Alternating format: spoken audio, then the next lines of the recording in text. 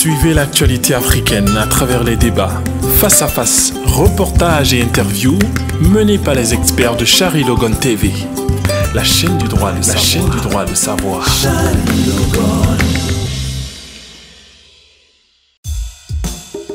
Investissement, entrepreneuriat, protection sociale, économie. Tels sont les sujets abordés dans votre émission L'Afrique en marche. Rendez-vous continuel sur la radio-télévision Chari Logon.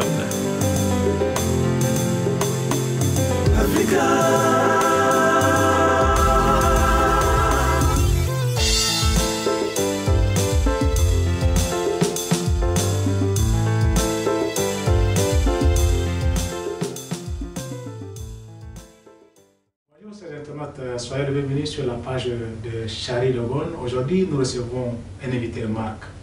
Et présentez-vous pour nos internautes. Merci. Je m'appelle Dimas Richard, de nationalité tchadienne. Merci. Alors, aujourd'hui, vous êtes en Russie. Alors, parlez-nous brièvement de votre parcours scolaire et universitaire. Merci. Bon, mes parcours académiques ont commencé depuis 2009 et après l'année 2009, l'année d'obtention de mon bac, j'ai obtenu une bourse de la Russie pour venir étudier la mécanique aviation. Et arrivé ici, pour des raisons financières, je n'ai pas pu continuer avec cette spécialité, donc j'ai choisi la pétrochimie, spécialité raffinage du pétrole. Donc déjà en 2015, j'ai obtenu ma licence filière raffinage de pétrole. Et plus tard en 2017, j'ai obtenu aussi mon master où je me suis spécialisé sur la production du bitume routier. Et par la suite, j'ai composé un concours pour l'école doctorale dont j'ai commencé mes études de doctorat en 2017 et je l'ai fini en 2021. Donc il a fallu plus de 3 ans pour que je défende, donc j'ai pu défendre ma thèse de doctorat en 2024. Et la thèse que vous avez soutenue, c'est sur quel effet? Bon, le titre de ma thèse de doctorat était l'étude de l'influence de l'eau supercritique sur la transformation de la composition et des propriétés du pétrole lourd et du schiste bitumineux. On a connu hier, parlons de pétrole lourd. Comment se forme-t-il le pétrole lourd et quelle profondeur peut-on trouver pétrole lourd ou légère? Bon, pour parler de la formation du pétrole lourd, il faut d'abord parler de la formation du pétrole en général. Bon, sur la formation du pétrole, en général, il y a 2 hypothèses qui se sont formulées là-dessus.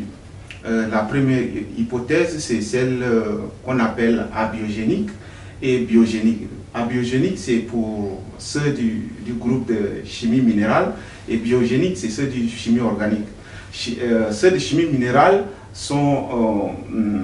leur thèse était que la formation du pétrole serait une réaction de Fischer-Tropsch, c'est-à-dire l'interaction entre le carbide de calcium avec l'eau à des profondeurs énormes sous haute température et pression.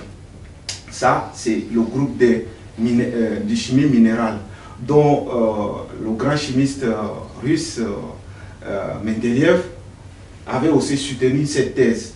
Et il y a aussi la thèse de biogénique du groupe de Lomonosov qui disent que la formation du pétrole serait faite par la sédimentation des matières organiques. Voilà à peu près la formation en général du pétrole. En ce qui concerne maintenant le pétrole lourd, c'est lors de la migration du pétrole à des profondeurs allant jusqu'à 2 km. Pendant cette migration, le pétrole monte et à une profondeur donnée, quand la température est inférieure par exemple à 100 degrés, il y a des micro-organismes qui commencent à dégrader, comment dirais-je, le pétrole. Donc les parties légères du pétrole commencent à se rompre. Donc il y a un résidu qui se forme. Et ce résidu-là se forme, s'oxyde, se sulfure et nous obtenons un résidu hautement visqueux et hautement lourd avec assez de teneur de soufre, d'oxygène et d'azote. Et c'est ce résidu-là qu'on appelle le pétrole lourd. Donc, si je comprends bien, je voudrais ajouter aussi, et nous allons trouver généralement entre 200 à 500 mètres le pétrole lourd. Il n'est pas vraiment profond comme le pétrole léger. Alors, on peut d'abord trouver le pétrole léger en évoluant sur la dégradation ou on tombe sur le pétrole lourd, si je comprends bien. Non, c'est-à-dire plus quand les matières organiques subissent la sédimentation, plus ça forme, comment dirais-je, le pétrole qui est un peu léger. Donc c'est lorsque le pétrole est en train de remonter, c'est-à-dire lorsqu'il y a, comment dire, migration, et pendant le processus de migration, il y a les matières organismes qui commencent à dégrader, c'est-à-dire à dégrader le pétrole. Donc le pétrole perd ses parties légères. Et c'est la formation. Et pendant ce temps, vous allez voir que la profondeur diminue. On remonte comme ça. Donc à une certaine profondeur de 500, voire 200-500 mètres, ce résidu-là se forme. Et c'est ce résidu-là qu'on appelle le pétrole lourd. En cours d'exploitation, termes d'investissement, de transport, le traitement, le raffinage, est-ce que ça se fait de même manière que le pétrole léger? Bon, en ce qui concerne l'exploitation, le transport, le raffinage, le pétrole lourd, c'est pour cette raison qu'on appelle le pétrole lourd le pétrole non conventionnel. Bon, contrairement au pétrole conventionnel, d'abord, le coût d'exploitation est inférieur parce qu'ils ont une viscosité légère qui permet d'abord même de faire monter le pétrole du puits par des techniques naturelles qu'on appelle techniques de fontaine. C'est-à-dire lorsqu'on fore, il y a une dépression qui se fait et puis le pétrole monte sans, comment dirais-je, d'autres techniques additionnelles. C'est lorsque la pression du puits diminue qu'on fait appel à des méthodes secondaires. Mais le pétrole lourd, dû à sa viscosité élevée et sa densité élevée, il est difficile que le pétrole remonte vite. Donc il y a des techniques aujourd'hui développées qu'on utilise pour l'exploitation du pétrole. Et ces techniques nécessitent beaucoup de coûts. Donc, comparativement au pétrole léger, l'exploitation du pétrole lourd est vraiment, comment dirais-je, coûteuse. C'est pour cette raison qu'on appelle le pétrole non conventionnel. D'accord. Moi, ma question est la suivante. Quel est l'impact environnemental dû à l'exploitation du pétrole dans la société actuelle? Bon, en ce qui concerne l'impact de l'exploitation du pétrole, comme le pétrole, elle est constituée des hydrocarbures et des métaux lourds et aussi des hétéroatomes. Alors pendant l'exploitation, il y a les gaz associés du pétrole qui s'échappent et pendant l'échappement de ces gaz, il y a le méthane que compose le gaz associé de 60% de méthane et d'autres composants aussi de dioxyde de soufre, dioxyde d'azote et autres. Et souvent, il y a certaines compagnies qui brûlent ces gaz-là. Et les produits de ces gaz peuvent créer, polluer l'environnement. Et il y a aussi, récemment, il y a une publication dont l'université de Princeton de New Jersey ont révélé que même les puits exploités qu'on a laissés là, ces puits-là continuent à émettre du méthane. Alors que le méthane est l'un des composants de gaz à effet de serre. Donc, vraiment, l'exploitation du pétrole peut, causer beaucoup de dommages dans l'environnement. Mais l'État doit réglementer ou bien l'État doit imposer, certaines normes à ces compagnies d'exploitation. Donc voilà à peu près ce que je peux dire. Très intéressant. En ce qui concerne encore l'environnement, est-ce que les compagnies respectent les normes? Bon, les compagnies, eux, c'est d'abord, ils visent l'intérêt. Quand pendant l'exploration, quand on découvre qu'il y a telle quantité de pétrole, il y a telle qualité de pétrole dans tel pays, Pour eux, c'est de forer et avoir des bénéfices. Donc maintenant, ce pays qui détient ses réserves de pétrole doit être vigilant. C'est-à-dire, chaque pays a un ministère de l'environnement qui contrôle toute production. Ou bien tout dommage que peut causer toute production sur l'environnement. Donc c'est l'État qui devait, comment dirais-je, imposer certaines normes à ces compagnies-là, peut-être en créant en envoyant des inspecteurs aller inspecter ce que les gens font sur le champ pétrolier. Comment les gens, par exemple, il y a des réactifs chimiques qu'on utilise pour intensifier, par exemple, la production. Il y a des normes pour, comment dirais-je, il y a des normes d'utilisation de ces, comment dirais-je, produits chimiques. Il ne faut pas laisser à la nature comme ça. Donc, il y a beaucoup de normes que l'État doit imposer à ces compagnies. Sinon, les compagnies, eux, ils s'en fichent. Comme la plupart sont des étrangers, ils s'en fichent. Pour eux, c'est l'argent qui les intéresse. Voilà un peu. Donc, la tâche revient à l'État de surveiller tous ces procédures. Alors, il a justement évoqué les compagnies. Moi aussi, j'ai une question. Ma question est la suivante. Quelles sont les différences notables entre les pays du Maghreb et les pays africains au niveau des contrats signés par les différentes compagnies pétrolières? Oui, en ce qui concerne les contrats, évidemment, les pays maghrébins ou bien les pays de Golfe ont plus d'avantages en ce qui concerne les revenus pétroliers, contrairement aux pays africains. Bon, je vais vous briefer un peu, comment dirais-je, l'histoire, comment dirais-je, de certains contrats des pays de Golfe. Par exemple, prenons l'exemple de l'Arabie Saoudite, la plus grande, qui a une compagnie, la plus grande compagnie de production, Aramco, Arabian American Petroleum Company.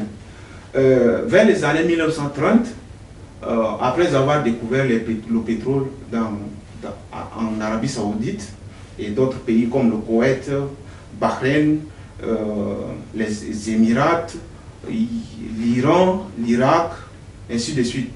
De 1930 jusqu'à 1960, ces pays n'ont pas une technologie avancée pour contrôler leur production et le marché de leur pétrole, c'est-à-dire la vente de leur pétrole. Et il y avait des compagnies qui opéraient déjà dans cette zone. Ces compagnies qu'on appelle les majors, c'est-à-dire ces compagnies sont composées, ces consortiums est composé, comment dirais-je, de Shell, de Total, Texaco, Eni et d'autres. Donc ces majors manipulaient, comment dirais-je, les chiffres. C'est-à-dire, chaque pays, il y a, comment dirais-je, dans les contrats, il y a ce qu'on appelle royalty, la redevance. Donc c'est un pourcentage qu'on prélève sur les revenus de ces compagnies. Et il y a aussi les impôts. Alors que ces majors-là, peut-être ils vendent le pétrole à tel prix. Et maintenant ils affichent autre prix en diminuant de 16% pour payer les redevances et les impôts à ces pays. Donc, à la longue, ils se sont rendus compte qu'ils sont en train d'être manipulés. Et c'est ça qui va faire appel à la création de l'OPEP, Organisation des pays exportateurs de pétrole. C'était d'abord, premièrement, créé par 3 pays, qui est le Venezuela, le Koweït et l'Arabie Saoudite. Après, d'autres pays se sont rejoints. Donc, déjà en 1960, ils commencent déjà à se manifester pour maîtriser la production de leur pétrole. Et de 1960 jusqu'à 1973, avec la guerre de Kippour, la guerre de 6 jours qui opposait l'Égypte avec l'Israël, alors les États-Unis, qui dominaient, comment dire, le marché de pétrole dans le Moyen-Orient, soutenaient l'Israël. C'est ce qui va pousser à l'État saoudien de prendre un décret officiel pour nationaliser le pétrole en 1973. Donc en 1973 jusqu'à 80, disons maximum 80, tous ces pays où j'ai cité là ont maîtrisé leur production et la vente de leur pétrole à 100%. Donc maintenant, ces compagnies pétrolières que je citais avant comme les majors opéraient seulement dans le transport, de raffinage et autres. Voilà à peu près. Donc aujourd'hui, les pays de l'Orient, ou bien que ce soit de certains pays maghrébins, maîtrisent, comment dirais-je, leur production et aussi la vente de leur pétrole. Contrairement aux pays africains qui ne maîtrisent. Pour maîtriser aussi la production, il faut avoir des spécialistes, des hommes qualifiés, l'industrialisation, beaucoup de choses. Et en Afrique, il y a certains pays qui ont quand même des spécialistes, mais ces spécialistes-là, on les utilise très mal aussi. Donc ça fait que ces pays ne profitent pas grand-chose de leur, pétrole. J'allais dire, justement, c'est intéressant parce qu'on a les pays arabes qui ont développé un marché concurrentiel parce qu'ils se sont retrouvés dans une situation en porte-à-faux un peu critique. Justement. Et ils ont décidé de justement s'associer à ça pour lutter et accroître leur économie. Justement. Et c'est ce qui manque à l'Afrique. Donc c'est bien d'avoir mis en évidence les différences entre l'Afrique et le Moyen-Orient. Et ce qui m'intéresse chez les Arabes, c'est des bons corrupteurs mais des mauvais corrompus. C'est-à-dire, ce qui se passe en Afrique généralement, c'est la corruption. Oui. C'est-à-dire, on a quand même des spécialistes dont je ne peux pas négliger, mais des fois on met l'argent avant pour leur corrompre. Donc, le travail qu'ils sont appelés à faire, ils ne le font pas, au détriment de l'argent. Ouais, on essaye de leur corrompre avec. Au détriment des choses un peu malhonnêtes. Depuis le 10 octobre 2023, le Tchad fait partie des pays producteurs du pétrole. J'arrive. Et quelle quantité de pétrole ou quelle qualité de pétrole extrait sur le sous-sol tchadien, lourd ou légère? Bon, en ce qui concerne l'exploitation du pétrole au Tchad, depuis 2003, le champ pétrolier de Comé. D'abord, nous détenons à peu près approximative 1 milliard de barils, je peux dire comme ça, dans le champ de Comé, dans le bassin de Comé. Et les premières exploitations, c'était, je crois, à 240 000 barils par jour. Donc, tous ces 240 000 barils par jour, on envoie ça via les pipelines de Comé jusqu'à Kribi. Donc, ces pipelines occupent 70 km du territoire tchadien et 1000 km du territoire camerounais. Donc, avec le temps, cette production diminue, mais jusqu'à présent, je ne sais pas exactement combien ils produisent, mais au départ, c'était 240 000 barils par jour. Alors, maintenant, en ce qui concerne la qualité du pétrole, on classifie le pétrole par sa densité, et souvent on utilise le API sur le marché pétrolier, on utilise API, American Petroleum Institute. C'est une formule développée par une association des compagnies qui se trouve aux États-Unis. Alors, le pétrole lourd, vous allez trouver que son API est de 10 à 22. Et le pétrole léger, c'est de 22 jusqu'à 70. Donc, c'est de API degré de 10 à 70, ça c'est le pétrole liquide. Donc, si vous voyez un pays qui est inférieur à 10, ça c'est le pétrole extra lourd. Souvent, on peut l'appeler aussi le bitume. Donc, le pétrole du Tchad a un API qui nage entre 18 à 20. Donc, il est moyennement lourd. Mais il ne contient pas assez de soufre. Je peux dire 0,1% de soufre. Donc, c'est un bon pétrole en qualité, en ce qui concerne la pollution. Mais il est hautement paraffiné. Voilà ce qui concerne. Je ne sais pas comment le contrat était signé aujourd'hui. On parle de ESSO qui est parti, Grencore. Maintenant, il y a tant de conflits autour du pétrole tchadien. Est-ce que ça bénéficie vraiment au peuple tchadien? Bon, vu les informations, est-ce que le contrat était bien signé? Bon, on dit par exemple, les Camerounais disent qu'ils ont tiré sur un éléphant, il est allé mourir au Cameroun, les Camerounais gagnent beaucoup plus que nous. Est-ce que les Tchadiens bénéficient de cette pétrole? Bon, comme je dis souvent, nous étions très mal préparés pour accueillir ces mannes pétroliers. Parce que souvent, pour négocier le pétrole, il nécessite beaucoup de spécialistes. Non seulement dans le domaine pétrolier, mais d'autres domaines aussi. Bon, en ce qui concerne le royalty du pétrole tchadien, c'est-à-dire la redevance sur, comment dirais-je, la production, était de 12,5%. Ça, c'est la redevance. Mais l'impôt, je n'ai pas l'information sur l'impôt. Et, comment dirais-je, les compagnies qui opéraient dès l'exploitation du pétrole au Tchad, c'était, comment dire, ESSO, qui est le filiale d'ExxonMobil, il y a le Petronas, il y a aussi le Chevron. Il y a les 3 consortiums qui exploitaient le pétrole. Alors, ces quantités de pétrole-là est tout envoyé via pipeline pour, comme je l'avais dit, pour exporter à l'extérieur. Mais si vous voyez aujourd'hui l'état du Tchad, je ne pense pas vraiment, comparativement aux pays maghrébiens ou bien le pays des Golfe, les Tchadiens ne profitent pas vraiment de leur, comment dirais-je, de leur pétrole. Depuis l'exploitation du pétrole jusqu'à aujourd'hui, il n'y a pas eu de grand centre de recherche scientifique sur le pétrole. 2, on n'a pas assez de publications, des données scientifiques relatives à l'exploitation du pétrole. Et j'avais remarqué ça pendant la rédaction de ma mémoire de master. Je devais travailler sur le pétrole du Tchad, c'est-à-dire le thème était d'obtenir le bitume routier à partir du pétrole du Tchad. Mais vu que j'étais limité pour importer le pétrole depuis le Tchad, nous étions obligés d'aller dans les sites de ces compagnies qui opéraient au Tchad pour avoir les informations techniques qui vont me permettre de trouver un pétrole analogue à celui du Tchad pour travailler. Donc, les Tchadiens, non seulement ils ne profitent pas en termes, comment dire, d'infrastructures, en termes de personnel, c'est-à-dire de personnel qualifié et aussi des informations. Je pense que le Tchad était très mal parti en ce qui concerne l'exploitation de son pétrole. Docteur, dites-nous, comment un État peut exploiter son sous-sol et il n'y a pas de publication? Comment ça se fait? Bon, c'est ce que je dis souvent, nous les Africains, on est trop habitués à l'argent parce que... Donc c'est la corruption qui a pris. C'est la corruption, parce que toutes ces données où je cherche, je trouve que des données économiques, pas des données techniques ou bien scientifiques.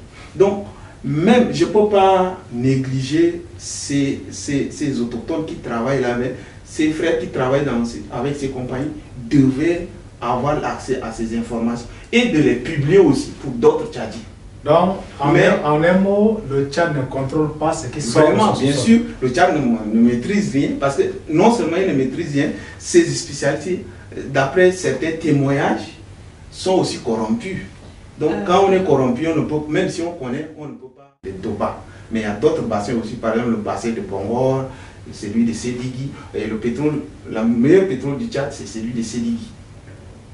Parce que le pétrole de Sédigui est vraiment léger, contrairement à d'autres pétroles. Et le conflit qui tourne autour de Esso, il y a Grenco aujourd'hui, est-ce que le pétrole tchadien est bien négocié? Parce qu'on dit le Cameroun gagne plus que le Tchad.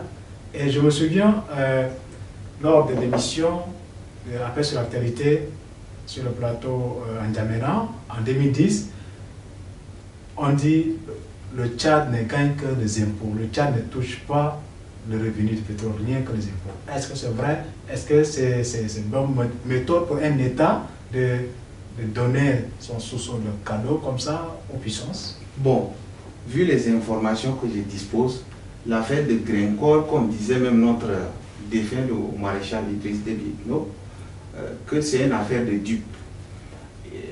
Comment ça s'est passé? Parmi les 3 consortiums que figurait le Chevron, comment dirais-je, Esso et Petronas, c'était Chevron qui voulait céder sa part de production à l'État tchadien. Et quand l'État tchadien a pris la part de Chevron, il avait pris en prêtant de l'argent à la FMI pour investir dans la production. C'était, je crois, 25%. Cette part, je m'excuse. Et 2 semaines après, comment dirais-je, la signature des contrats, le prix du pétrole a chuté sur le marché mondial. Donc, cela montre que les Tchadiens, quelques Tchadiens, l'État tchadien est vraiment sous-informé. Parce que avant de signer les contrats, certains contrats, il faut s'informer du cours mondial du pétrole, sur le marché du pétrole. C'est parce qu'ils n'ont pas ces informations. Ils ne prédisent pas les risques que l'État pouvait subir. Voilà nous sommes tombés dans cette crise-là. Et comment dirais-je, parlant des impôts, selon l'information que je dispose, la royalty, c'est-à-dire la redevance que les compagnies devaient verser à l'État tchadien était de 12,5%. Donc ces 12,5%, on peut verser en espèces ou bien on peut verser en barils de pétrole. Donc l'État peut lui-même, on lui donne les barils, par exemple les 240 barils là, on prend le 12,5% de ça, l'État peut lui-même vendre, tout comme peut prendre en espèces. Donc, pour parler en ce qui concerne l'exploitation du pétrole du Tchad, il y a beaucoup de choses à dire là-dessus. Aujourd'hui, le sous-sol tchadien est riche. On voit par exemple le Bandaouzou, qui est le fût carrément de pétrole. On dit que c'est la bonne qualité là-bas. Alors, comment, si jamais le Tchad veut aller encore exploiter ces zones, est-ce qu'on parle la même méthode ou bien avoir des techniciens, avoir un bon contrat pour exploiter et pour que les Tchadiens puissent bénéficier de leur sous-sol? En ce qui concerne le pétrole du nord du Tchad, j'ai publié un article sur ça. Ce pétrole, c'est un pétrole de schiste et aussi le gaz de schiste qui est vraiment profondément enfui. Et cela nécessite d'autres méthodes non conventionnelles pour l'exploiter. Mais ce pétrole, historiquement parlant, c'était, comment dire, la présence même de ces réserves-là, qui était l'une des causes des conflits entre le Tchad et la Libye. Alors, déjà en 1972, il y a une mission géologique russe qui était allée inspecter ces zones-là.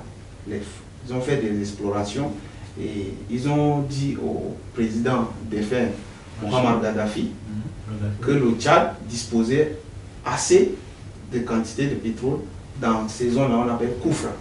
Ouais. Alors, à l'époque, c'était Ngarta Tamolbaï. Ngarta Tamolbaï même était sous-informé que Gaddafi. Donc, c'était l'une des causes des conflits entre Tchad et Libye. Alors, aujourd'hui, ce pétrole n'est pas encore exploité. Et beaucoup de Tchadiens même ne savent pas que nous disposons une quantité énorme de pétrole dans ces zones. Donc, maintenant, sur mon article, c'est-à-dire, on dit que quand tu es mordu par le serpent, quand tu vois la corde, tu sautes. Donc aujourd'hui, il ne faut pas aller comme ça, comme un partenaire perdant à l'avance. Mais il faut préparer les hommes, il faut former les hommes.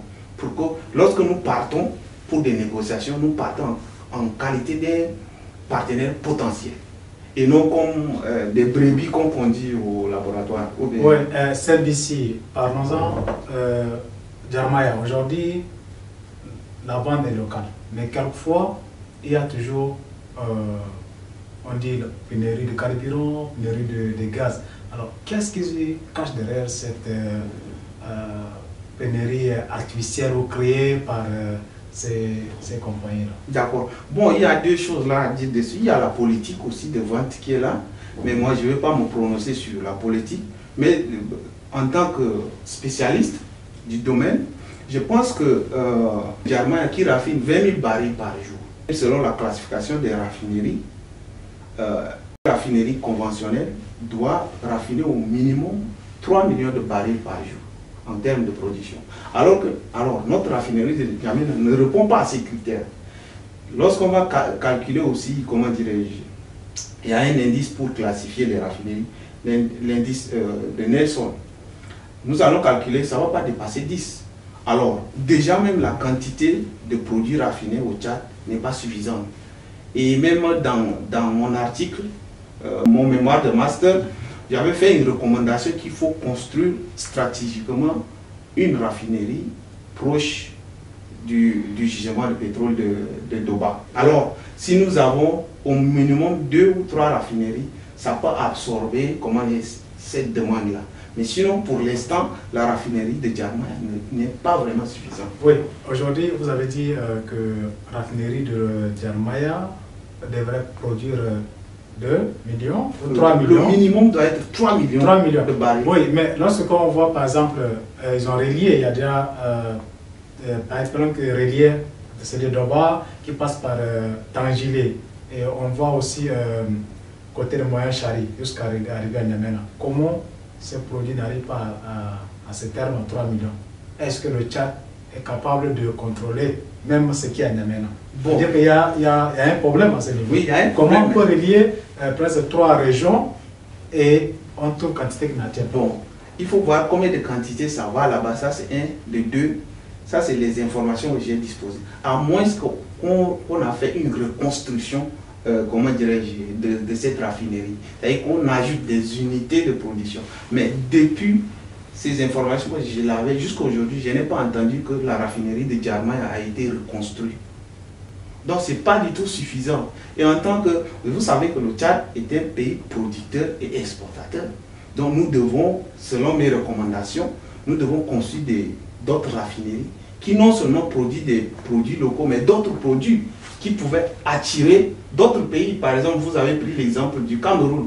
Nous envoyons notre pétrole via pipeline. Les Camerounais bénéficient, non? Comment nous devons aussi bénéficier de, c'est de raffiner davantage et de créer des nouvelles unités pour produire des nouveaux produits qui pouvaient attirer aussi les Camerounais vers chez nous. Mais c'est ce que le Tchad n'a pas fait. Donc, au lieu d'envoyer 100% le pétrole brut de Doba à Kribi, ma recommandation était d'envoyer 50%. Et les 50%, nous raffinons sur place. Et vous allez voir, j'ai inspecté les pays environnants du Tchad. Vous allez prendre par exemple Centrafrique, le Congo, le Cameroun. Tous ces pays ne produisent pas le bitume routier. Et si le Tchad prenait l'initiative de produire le pétrole, le bitume routier, nous allons attirer ces pays-là vers nous. Ça veut dire que nos déchets ne servent pas au Tchad. On en va, on exporte. Et quand vous voyez, quand le pétrole vient, on en va d'abord, la partie primaire, c'est la distillation atmosphérique et à vide, les résidus qu'on appelle le mazout et le goudron, est exporté. Alors que ce goudron, on peut l'utiliser pour obtenir encore, comment dirais-je, des huiles moteurs. Tout comme le goudron, on peut le souffler pour obtenir du bitume routier, là où on bétonne les routes. Voilà. Alors moi, j'ai 2 questions qui se rejoignent et qui sont liées. Comment l'industrie du pétrole impacte-t-elle positivement l'économie mondiale? Et l'industrie du pétrole permet-elle aux pays émergents de développer leur économie? Si oui, de quelle façon? Oui, bon, en ce qui concerne l'économie aujourd'hui, l'économie de presque du monde se repose sur les ressources naturelles, mais cela nécessite aussi un savoir-faire. Comme nous parlons par exemple du Tchad et d'autres pays africains qui ne bénéficient pas grand-chose des revenus de leur pétrole à cause du manque de savoir-faire et de corruption. Donc, quand un État se rend compte qu'il a des réserves de pétrole, comme je l'avais recommandé, il faut préparer d'abord les spécialistes et il faut aussi la justice, le savoir-faire, comment gérer les revenus pétroliers. Dans ce cas, ce pays peut s'émerger vite. Parce qu'aujourd'hui, tout ce que nous utilisons quotidiennement est venu du pétrole. La plupart des choses sont venues des produits pétroliers. Donc, pour ces pays pétroliers, ce pays qui détient le pétrole, s'ils utilisent bien leurs revenus et leur savoir-faire, ils vont se développer. À l'exemple des Émirats, de la Russie où nous sommes, il y a plusieurs exemples à citer. Donc, ce que je peux proposer autrement encore, ces pays qui détiennent du pétrole là, c'est pas bien d'exporter le brut, mais il faut raffiner sur place. Cela va non seulement leur permettre de maîtriser leur production, mais et aussi de maîtriser le marché. Parce que quand on exporte le pétrole, c'est sur le marché. Je vous parlais des prix affichés. On peut vous mentir. On vend, la compagnie qui exploite le pétrole chez vous vend le prix de baril à tel dollar. Mais pour vous verser le redevance, il diminue, comme on a fait avec l'Arabie Saoudite. Il diminue pour vous payer. Donc, vous voyez que vous perdez. Alors que si vous raffinez sur place, vous allez maîtriser votre production et aussi la vente. Non, et vous allez aussi attirer des pays vers vous. Et cela fait de vous des partenaires potentiels. Docteur Charles, parlez-nous brièvement de votre université fédérale de Kazan, de votre laboratoire de recherche. Quelle recherche effectuez-vous en cours? Bon, l'université fédérale de Kazan détient environ 45 000 étudiants, dont 9 000 sont des étrangers, avec 4 000 enseignants-chercheurs. Je travaille dans un laboratoire de recherche Et mes recherches actuelles s'orientent sur la valorisation du pétrole lourd et des schistes bitumineux, et aussi je travaille sur la transformation des plastiques. C'est-à-dire les bouteilles jetées là, on peut les recycler et obtenir du gaz et d'autres produits pétroliers. Et avec ça aussi, je travaille aussi sur les boues pétroliers, les boues formées pendant les productions là. Je développe des techniques pour comment les utiliser de manière rationnelle et intelligente pour ne pas endommager l'environnement. Parallèlement à ça, j'enseigne aussi à l'université ici, j'encadre les étudiants. Voilà à peu près. En ce qui concerne les collègues et autres, bon, en tant que noir parmi les blancs, tous les jours j'ai des défis à relever. Donc, je pense que voilà à peu près ce que je fais ici. Alors, avant de se séparer, quels sont vos projets futurs dans le domaine du pétrole? Envisagez-vous d'aller au Tchad un jour? Bon, ou bien... En ce qui concerne mes contributions pour mon pays, aujourd'hui, vu la technologie, on peut contribuer à distance.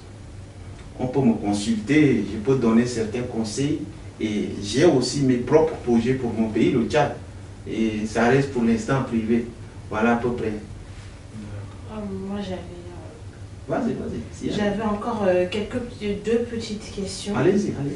Donc, j'allais vous demander quelle est la différence entre le pétrole classique et non classique, et quel est l'intérêt environnemental d'utiliser des hydrocarbures? Bon, comme je l'avais défini, le pétrole classique, on dit souvent pétrole conventionnel, et le pétrole non classique, c'est le pétrole non conventionnel. Le pétrole classique, on l'exploite avec l'énergie naturelle du réservoir, c'est-à-dire lorsqu'on fore, il y a une dépression qui se produit et le pétrole peut monter sans d'autres techniques additionnelles. Contrairement au pétrole non conventionnel, cela nécessite d'autres méthodes, contrairement aux méthodes utilisées pour l'exploitation du pétrole conventionnel. Et aussi, cela nécessite beaucoup d'investissement, coût d'investissement. Voilà à peu près la différence. Et aussi, le pétrole non conventionnel détient en elle beaucoup de matières toxiques comme des métaux lourds. Le nickel, le vanadium, le fer, ces métaux peuvent endommager le processus de raffinage et cela peut augmenter le coût de production. Vous allez voir que la rentabilité peut diminuer. Donc les pétroles lourds, certaines raffineries ne souhaitent pas beaucoup, contrairement au pétrole léger, parce que le pétrole léger est facile à raffiner, à transporter.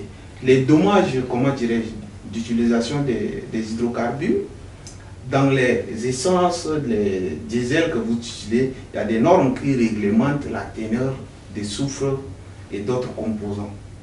Donc, vous allez voir par exemple ici en Russie, on utilise le Euro 6, je pense bien. Mais au Tchad, en 2017, quand j'ai rédigé ma mémoire, on utilisait le Euro 3.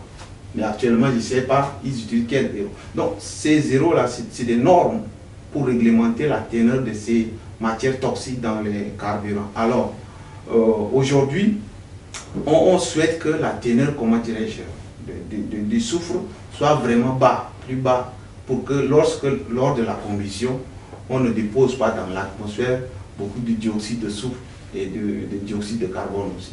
Pour tout ça, c'est pour, selon l'Agence internationale d'énergie, d'ici 2050, il y a un projet qui est en train d'être mis sur place pour atteindre zéro émission. C'est-à-dire que nous devons dépolluer l'environnement. Donc tout ça se résume sur, très intéressant. Il y a aussi quelque chose qui a étayé ma curiosité que j'aimerais vous demander, cher docteur. Oui. Quels sont les critères de prédilection pour être un bon chercheur au Tchad? Bon, pas seulement au Tchad. Un chercheur à l'international, bon, mais comme vous êtes tchadien. Oui, bon, un chercheur doit être quelqu'un de patient, quelqu'un qui doit avoir une vision, parce que quand on n'a pas la patience, on peut inventer des résultats.